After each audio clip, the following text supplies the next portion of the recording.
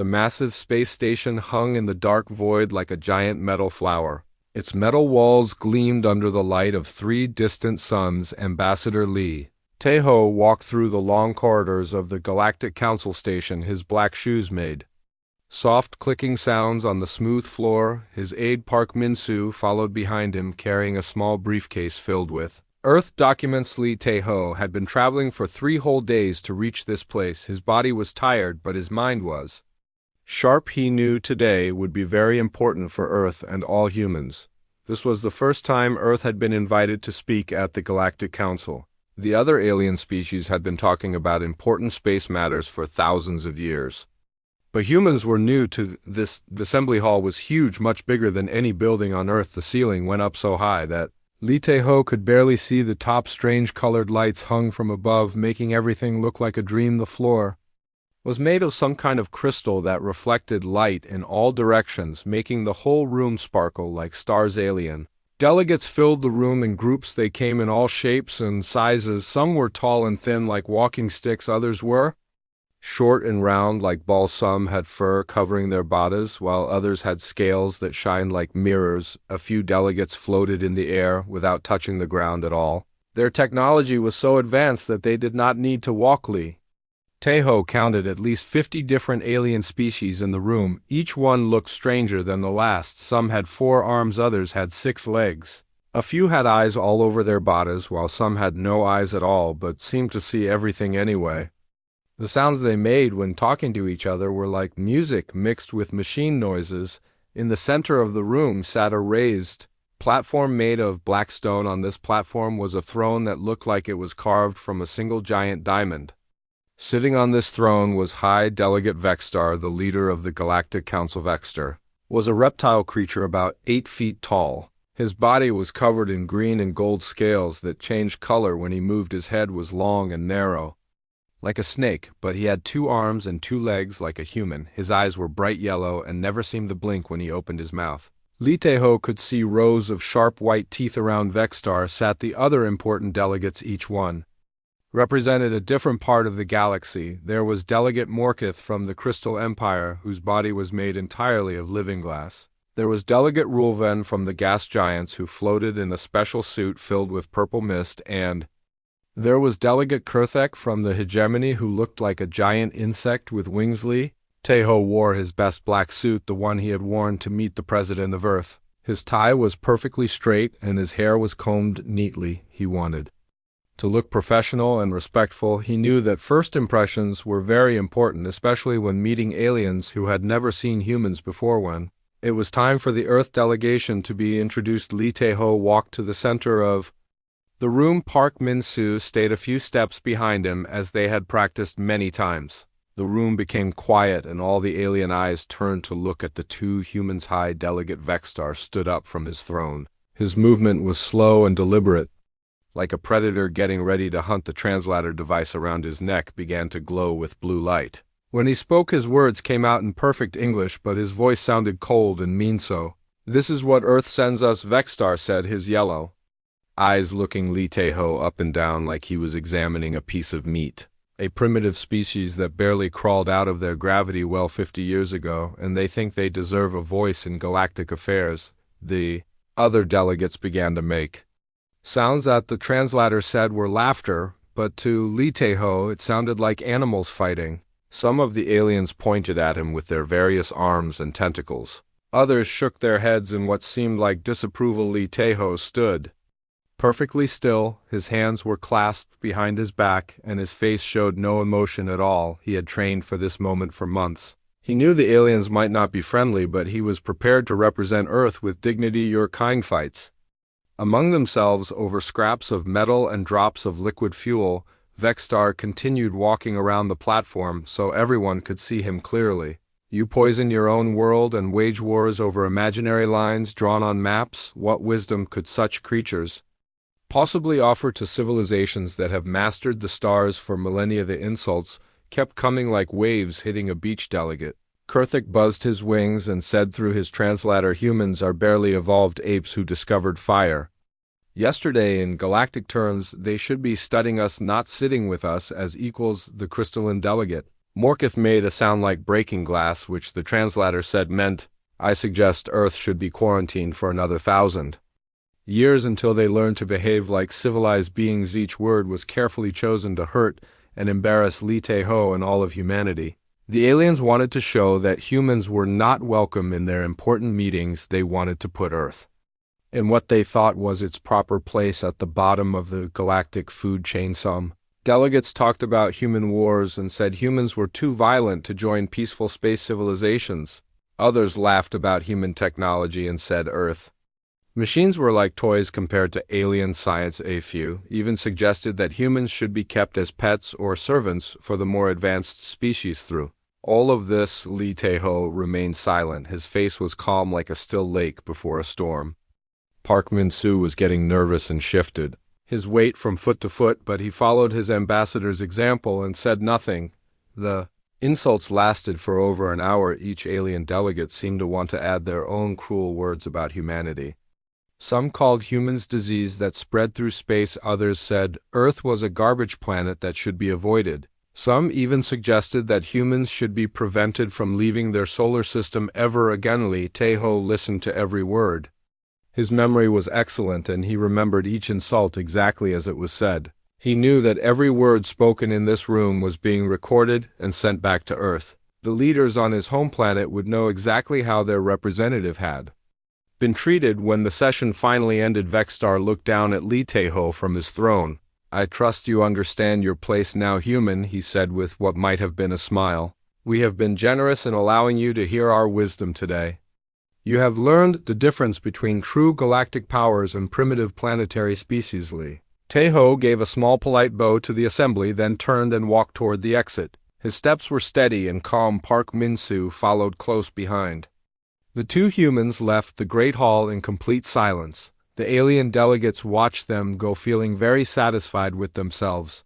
They had shown the humans exactly what they thought of Earth and its people. They believed they had successfully put these newcomers in their place, and that humans would now understand they were not important in galactic affairs. As Li Te-ho walked through the corridors back to his ship, he was already thinking about his report to Earth Command. Every detail of the meeting would be shared with the military leaders and government officials back home. They would want to know exactly what had been said and how the aliens had treated their representative. What the alien delegates did not know was that Li Te-ho's silence was not fear or embarrassment. It was not submission or acceptance of their cruel words. His silence was something much more dangerous. It was the quiet calm that comes before a storm. Back on Earth, Admiral Kim Soo-jin was already preparing to receive his detailed report. She and her staff were ready to learn everything about this first meeting with the Galactic Council. They would analyze every word, every gesture, every detail. The aliens thought they had won a victory by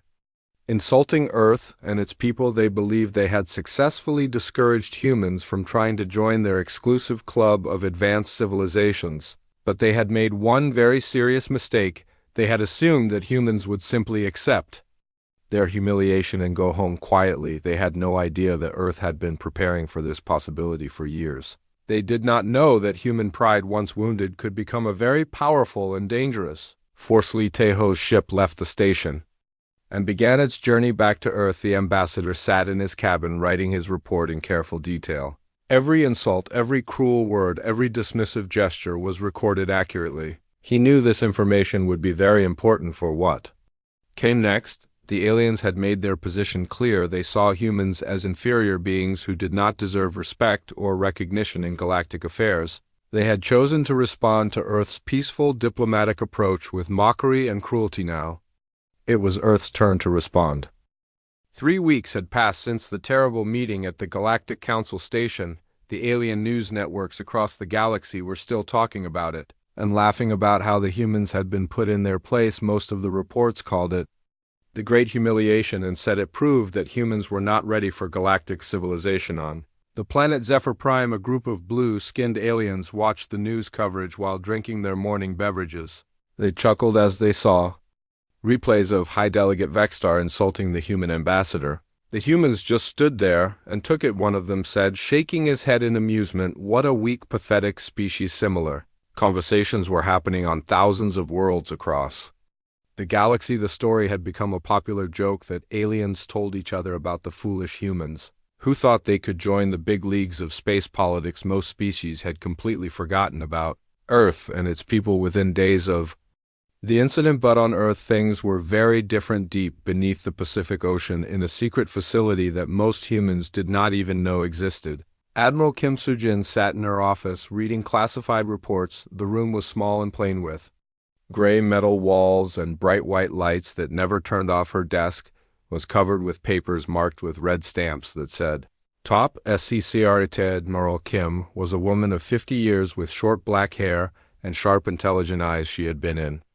the Earth Space Navy for 30 years and had worked her way up through the ranks by being smarter and more determined than everyone around her. She was known throughout the military as someone who never gave up and never forgot an insult. Her assistant, Commander Oh Jae-wook, knocked on the door and entered carrying another stack of files. Commander Oh was a young man with nervous energy who had been working with the Admiral for 3 years. He placed the files on her desk and waited for her to speak. The fabrication plants are working around the clock, Admiral, he reported, reading from his notes. Admiral Choi Young-ho confirms that the stealth fleet modifications are complete. All ships are equipped with the new quantum drives and the latest invisibility technology. Admiral Kim nodded and picked up the top file. The quantum drive technology was something that Earth had been developing in secret for the past 5 years. While the aliens had been focusing on making bigger weapons and stronger shields, humans had been working on something completely different. They had been perfecting the art of not being seen. The technology was based on research that had started 20 years ago when Earth scientists first began studying alien physics. From crashed spacecraft that had visited their planet, most aliens assumed humans were too primitive to understand advanced science, but Earth's best minds had been quietly learning and improving. What about the diplomatic preparations? Admiral Kim asked. Ambassador Lee is maintaining his scheduled meetings with minor alien trade officials. Commander Oh replied. The aliens still believe we are trying to gain their approval for basic trade agreements. They have no idea we have been mapping their defense networks and military installations for the past 2 years. This was the most amazing part of the whole plan. While the galaxy saw humans as primitive newcomers who needed permission to do anything, Earth intelligence services had been quietly cataloging every military base, every trade route, every communication network in known space.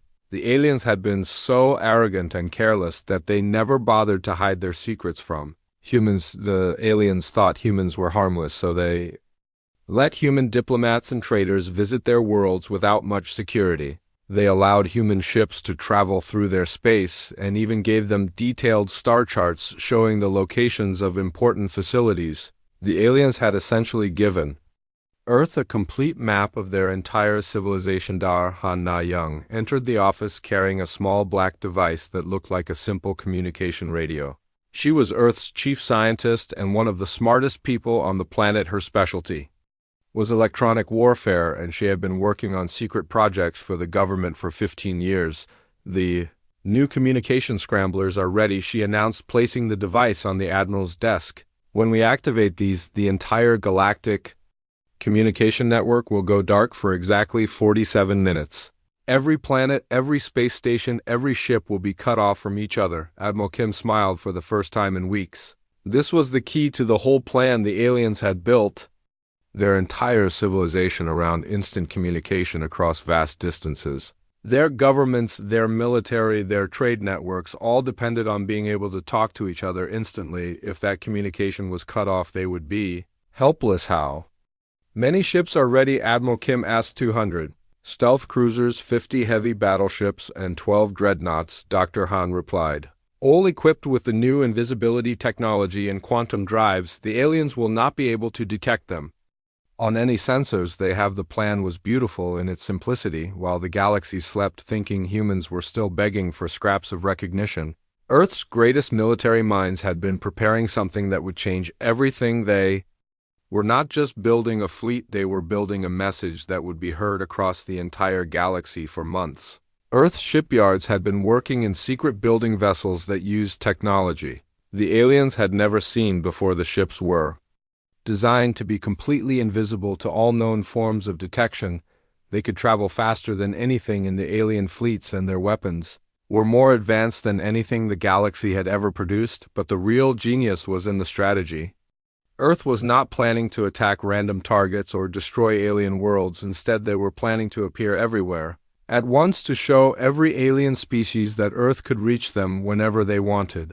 The message would be clear and unmistakable. Ships had been positioned in secret staging areas throughout the galaxy using routes that avoided all known alien patrols Earth's intelligence network had identified, blind spots in alien surveillance systems, and had been moving ships into position. For weeks, the aliens had no idea that hundreds of human warships were already in there. Territory Admiral Kim stood up from her desk and walked to the large screen on the wall that showed a map of the galaxy. Hundreds of red dots marked the locations of human ships, while blue dots showed major alien worlds and installations. The pattern was clear. Human forces were positioned to strike at every important target simultaneously. Communication scramblers would activate first, cutting off all alien coordination. Then the human fleet would decloak, revealing their presence to every major alien power at the same time. The psychological impact would be devastating. The aliens would realize that their entire civilization was at the mercy of the species they had just finished insulting. Commander O looked at the display and shook his head in amazement.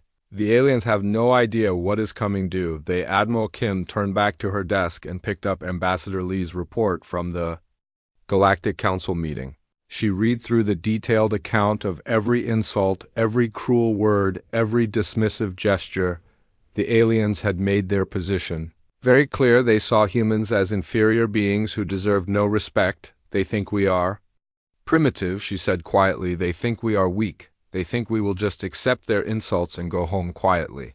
They are about to learn how wrong they are. Han was making final adjustments to the communication scrambler. The device would send out a signal that would interfere with the quantum frequencies that alien communication systems used. It was based on technology that humans had developed by studying alien equipment, but had improved far beyond what the aliens thought was possible.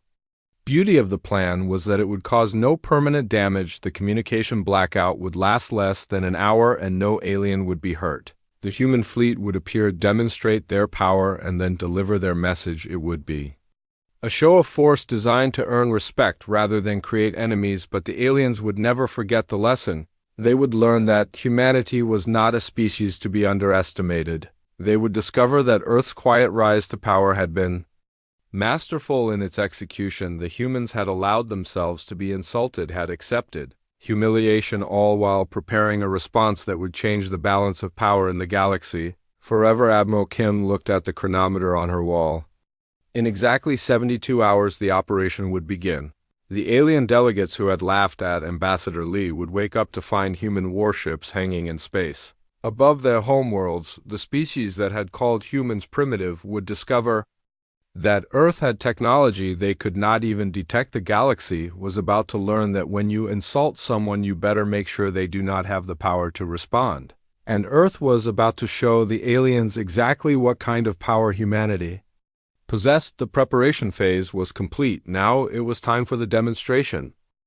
The Galactic Council was meeting again in the same great hall where they had humiliated the human ambassador 3 weeks earlier. This time they were discussing trade regulations for the Outer Rim, territories, boring bureaucratic matters that most delegates found tedious. High Delegate Vextar was explaining in his usual arrogant tone why primitive species like humans should not be allowed to participate in interstellar commerce. The other delegates were only half listening to his speech. Most were thinking about their lunch plans or checking their personal communication devices. A few were even dozing off in their seats. The meeting was proceeding exactly like thousands of similar meetings over the past centuries. Nothing interesting ever happened at these routine sessions. Delegate Morkith, the crystalline being from the Crystal Empire, was examining his reflection in his glass-like arm when something strange occurred. The lights in the assembly hall flickered once, then went completely dark. The emergency lighting system kicked in, bathing the room in an eerie red glow that made all the aliens look like demons must Be a power failure, someone muttered in the darkness. The engineering staff will have it fixed in a few minutes. But this was not just a power failure. The darkness was spreading far beyond the assembly hall. Every space station, every planet, every ship in the galaxy was suddenly cut off from the vast communication network that had connected all civilizations. For thousands of years, the quantum frequencies that carried messages instantly across millions of light years had gone completely silent on the planet Nexus Prime, home to 12 billion blue-skinned aliens. The planetary governor was in the middle of an important meeting when all the screens in his office went black. His communication devices stopped working. His connection to the galactic internet was severed. In an instant, his world had become isolated from the rest of the galaxy. The same thing was happening everywhere. The hegemony homeworld, with its massive military installations, found itself unable to contact its fleets. The Crystal Empire discovered that its trade networks had gone silent. The gas giant colonies could not reach their orbital stations. Dr. Han Na-young watched from her control room deep beneath Earth's surface as her communication scramblers did their work perfectly. The small devices that had been secretly placed throughout the galaxy were sending out interference signals that blocked all alien communication technology. For the first time in galactic history, every species was alone and isolated. Meanwhile, in space, something impossible was happening. Admiral Kim Soo-jin stood on the bridge of her flagship Earth's Pride, watching as her fleet materialized around every major alien stronghold. The quantum drive technology that Earth had developed allowed ships to travel instantly across vast distances without using the hyperspace lanes that aliens relied on. Her communications officer, Lieutenant Yu Hai-jin, looked up from her console. All ships report successful arrival, Admiral. The quantum drives performed flawlessly. We have 262 vessels in position. Admiral Kim nodded with satisfaction. Each ship had appeared exactly where it was supposed to be. The human fleet was now present in every important star system in the galaxy, hanging in space like silent ghosts that had materialized from nowhere above the hegemony homeworld. Captain Park Sun-ho commanded the destroyer Moon's Edge. He looked out at the massive alien world below with its gleaming cities and orbital defense platforms. The aliens had no idea that a human warship was floating directly above their capital city, sir. The aliens are trying to scan us, his sensor officer reported, but their equipment cannot detect us at all. We are completely invisible to their technology. Similar reports were coming from human ships throughout the galaxy. The stealth technology that Earth had developed was far more advanced than anything the aliens possessed. Human vessels could sit right next to alien ships and remain completely undetected on the Galactic Council station. Panic was beginning to set in. The alien delegates were stumbling around in the dim emergency lighting, trying to figure out what had happened to their communication systems. Some were demanding that the engineering staff fix the problem immediately. Others were suggesting that this might be some kind of attack. High Delegate Vextar was pacing back and forth on his platform, his scales changing color rapidly as his stress levels increased. He had been in charge of the Galactic Council for over 200 years and had never experienced anything like this. The communication network was the backbone of galactic civilization. Without it, the various species could not coordinate their governments, their military forces, or their trade. An aide came running up to Vextar carrying a small scanner device. "Sir, you need to see this," he said, his voice shaking with fear. Through the massive observation windows that surrounded the assembly hall, something incredible was visible. Ships were hanging in space around the station, hundreds of them, arranged in perfect formation like a military parade. The vessels were sleek and dark-colored, unlike anything in the alien fleets. The ships bore the blue and white markings of Earth, and each one was pointing directly at the station. Their weapons were not powered up, but the message was clear. They could destroy the entire facility in seconds if they chose to. "Impossible," Vextar whispered, his yellow eyes wide with shock. "Humans do not have that kind of technology. Their ships are primitive compared to ours. How did they get here without being detected?" But the evidence was floating right outside the windows. The human fleet had appeared without warning, without detection, like phantoms that had materialized from the depths of space. Each ship was clearly visible now that they had chosen to reveal themselves. Other alien delegates were pressing against the windows, staring in disbelief at the massive human fleet. Some were counting the ships, others were trying to identify the weapon systems. A few were simply standing with their mouths open, unable to process what they were seeing on planets throughout the galaxy. Similar scenes were playing out. Alien military commanders were discovering human warships in orbit around their worlds. Government officials were finding Earth vessels positioned above their capital cities. Trade hub administrators were seeing human fleets surrounding their commercial stations. The aliens had been so confident in their superiority that they had never considered the possibility of a stealth attack. Their sensor technology was designed to detect ships using conventional propulsion systems and traditional materials. The human vessels used quantum drives and metamaterial hulls that were invisible to all known detection methods. Captain Lee Min-young commanded the battleship Thunder's Voice, positioned above the Crystal Empire homeworld. She watched as alien defense satellites tried unsuccessfully to lock onto her ship. Their targeting systems were spinning wildly, unable to find a target that was clearly visible to the naked eye. The aliens are completely helpless, her tactical officer reported. They cannot see us, cannot track us, cannot target us. Our stealth technology is far beyond anything they have throughout the galaxy. Human ship captains were reporting the same thing. The alien military forces were powerful, but they were designed to fight enemies they could detect. The human fleet was like an army of invisible soldiers. Standing in broad daylight, Admiral Kim received status reports from all her ship commanders. The deployment had been flawless. Every vessel was in position, every target was covered. The aliens were isolated, confused, and for the first time in their history completely vulnerable. The communication blackout had lasted exactly 47 minutes as planned. Now it was time for the next phase.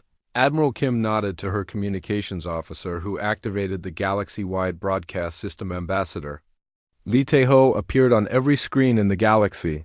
His image was transmitted simultaneously to every planet, every space station, every ship that had working displays. He stood in the same dignified pose he had maintained during the insult session. Hands clasped behind his back, face calm and composed, but this time he was not standing in an alien assembly hall. This time he was speaking from the bridge of Earth's Pride with the massive human fleet, clearly visible through the windows behind him. The contrast was striking. 3 weeks ago he had been alone and outnumbered.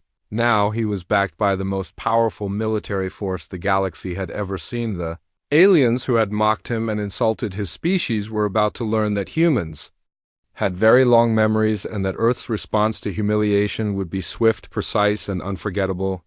The galaxy was about to discover that the species they had dismissed as primitive had been quietly building the most advanced military force in known space, and now that force was everywhere, ready to deliver a message that would change the balance of power forever.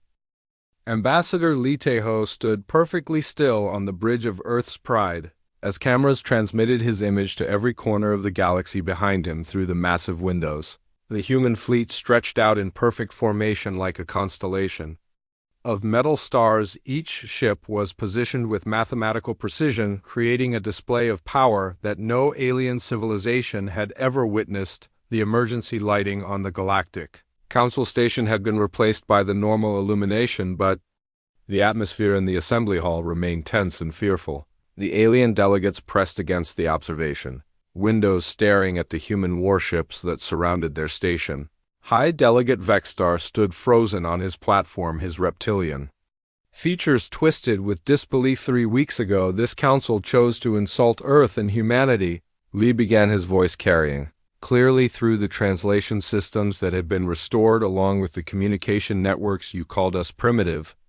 You said we were barely evolved apes. You suggested we should be quarantined for another 1,000 years on the planet Zephyr Prime, where blue-skinned aliens had been laughing about the human humiliation just hours before the population now watched their screens in stunned silence. The same beings who had found the story so amusing were now seeing human battleships hanging in space above their cities. The camera angle pulled back slightly, revealing more of the bridge around Lee. The human officers at their stations worked with quiet efficiency, monitoring the deployment of the largest military force in galactic history through the windows. The fleet was clearly visible, stretching beyond the horizon. Each vessel bore the blue and white colors of Earth and carried weapons that could reshape the political landscape of the galaxy. You were wrong about us in several important ways, Lee continued, his tone remaining calm and professional but carrying an undertone of steel. First, you assumed that because we are new to the galaxy we are weak. As you can see, we are not in the hegemony homeworld. Delegate Kurthik watched the broadcast from his private residence. The insect-like being who had called humans barely evolved apes was now looking at tactical displays that showed human ships positioned above every major city on his planet. His military advisors were frantically trying to understand how Earth forces had appeared without triggering any of their advanced warning systems. Second, you assume that because we asked for your approval we needed it. We do not. Lee's words echoed through command centers and government buildings across the galaxy. Alien military leaders were studying the human fleet formations, trying to identify weapon systems and estimate firepower. The ships were unlike anything in their databases, sleek and advanced in ways that suggested technology far beyond what they had believed possible. Third, you assume that your technology was superior to ours. It is not. This statement sent shockwaves through the scientific communities of dozens of worlds. For thousands of years, the established galactic powers had believed that their technological advancement was unmatched. They had treated humans as children playing with primitive tools. Now they were confronted with evidence that Earth had developed capabilities that surpassed their own. Dr. Han Young monitored the galactic communication networks from her control center on Earth. Every alien government was trying to contact their military forces. Every trade organization was attempting to reach their merchant fleets. The communication systems were working perfectly, but the messages being sent were all variations of the same panicked questions. How did the humans get here? How many ships do they have? What do they want? But your greatest mistake, Lee's voice continued, was assuming that we would simply accept your insults and return to our world in shame. We are not a species that forgets disrespect. We are not a species that forgives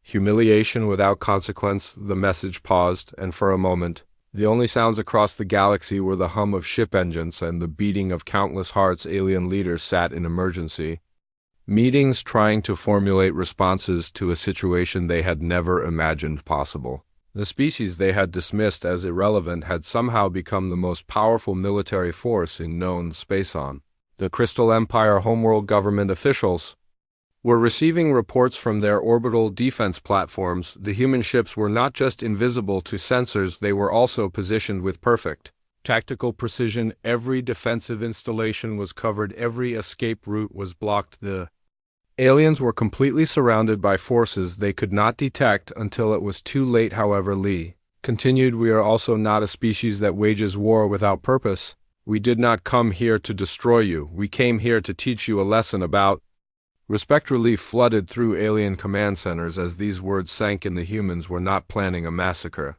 They were not going to reduce entire worlds to rubble, but the relief was mixed with a new kind of fear, the fear that comes from realizing you are completely at the mercy of someone you have wrong. Captain Park Sun-ho received new orders from Admiral Kim Soo-jin through the quantum communication system that connected all human ships. The orders were simple: maintain position, continue stealth operations, prepare for demonstration protocol. The captain smiled as he relayed the instructions to his crew.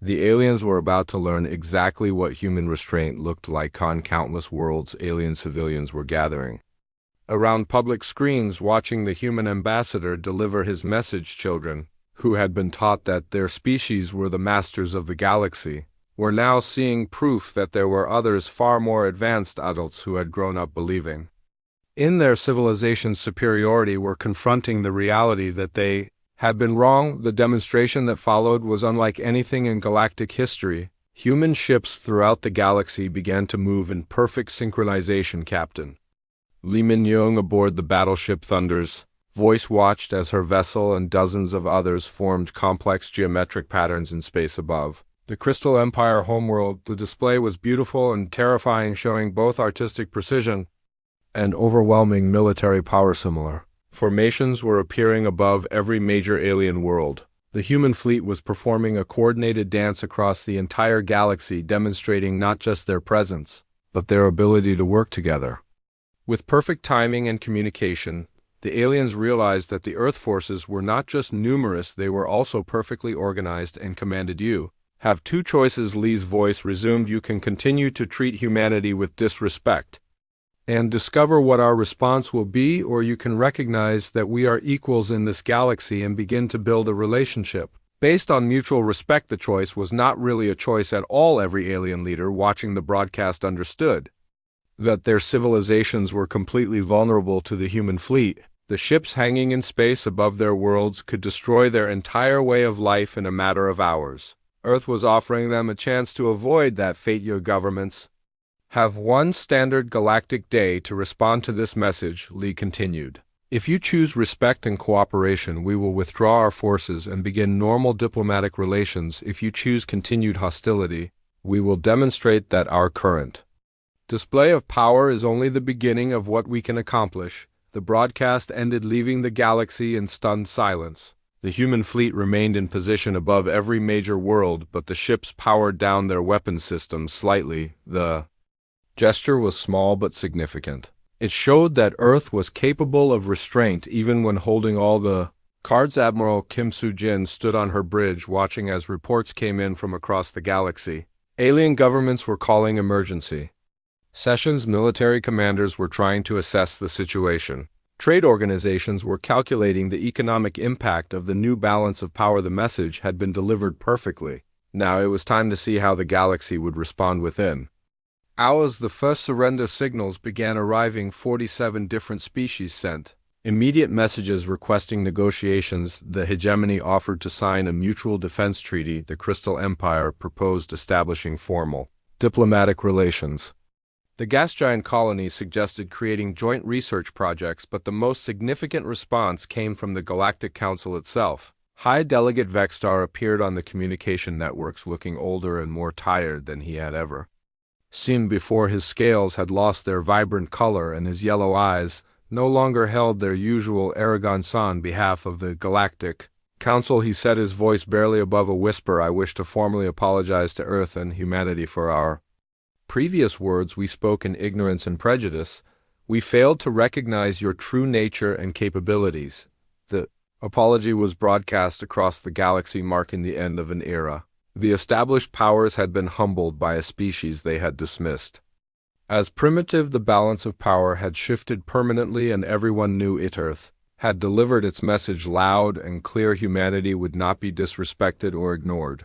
The galaxy would need to find a new way to relate to the species from the small blue planet that had just proved it could reach anywhere and touch anyone. The age of human isolation was over. The age of human respect had begun. Captain Park Sun-ho stood on the bridge of his destroyer, Moon's Edge, watching the massive alien homeworld spinning slowly beneath him.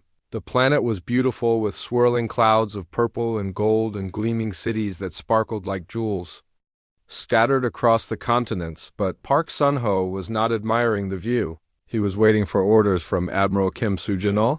Around him, his crew worked at their stations with the quiet efficiency that had made Earth's military famous. Even before they reached the stars, the weapons officer checked his targeting systems. The navigation officer monitored their position. The communications officer kept an open channel to the flagship. Earth's pride. Similar scenes were playing out on human ships throughout the galaxy. 262 vessels hung in space above the most important worlds in known space. Each ship was commanded by officers who had trained for years for this moment. Each crew was ready to demonstrate exactly what human technology could accomplish. The orders came through the quantum communication system that connected every human ship. Admiral Kim's voice was clear and calm as she spoke to her entire fleet. All ships, this is Admiral Kim. Prepare for demonstration.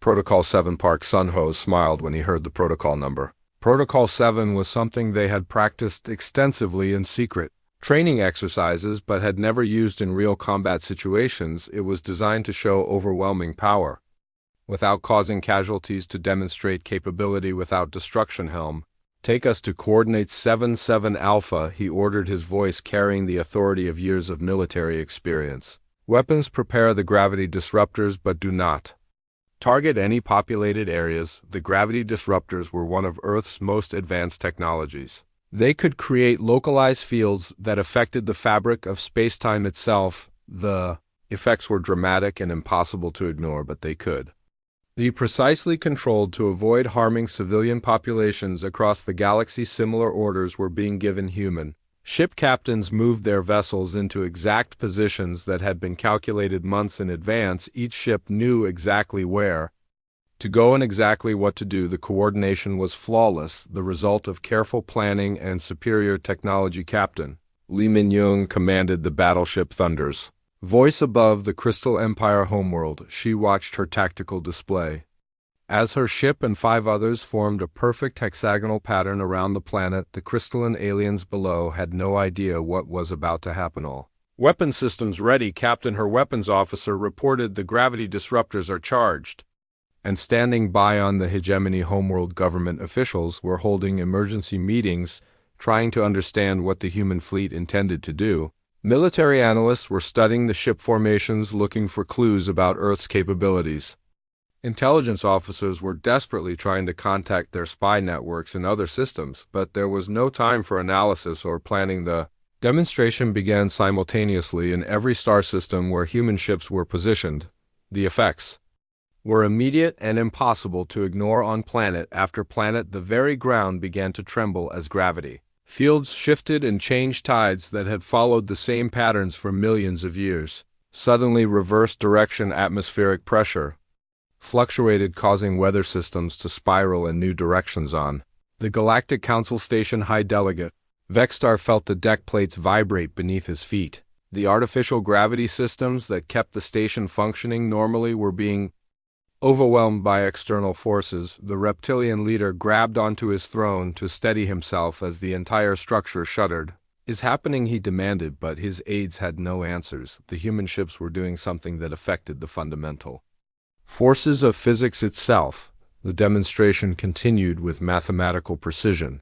Human ships created gravity waves that rippled through space, causing spectacular aurora displays in planetary atmospheres. The waves were harmless to living beings, but their effects were visible from orbit as streams of colored light danced across the sky on worlds throughout the galaxy. Alien populations came out of their buildings to stare at the sky. The aurora displays were unlike anything in their historical record. Sheets of green and blue light rippled across the heavens while the ground beneath their feet vibrated with rhythmic pulses. But the real message was in what the humans chose not to target. Every military installation remained completely unharmed. Every government building stood undamaged. Every civilian area was untouched.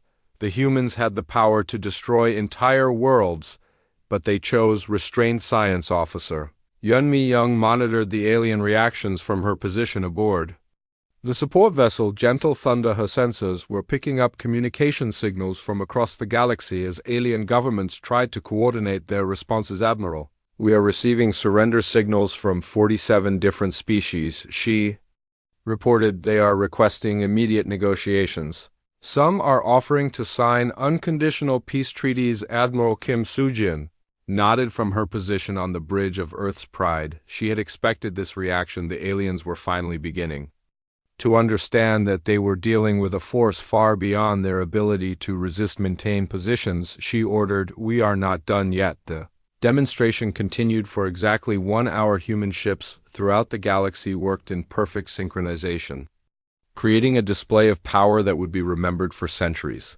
The gravity disruptors generated effects that were visible from space while remaining completely safe for planetary populations. On the Crystal Empire homeworld, the crystalline inhabitants watched in amazement as their planet's rings began to glow with new colors.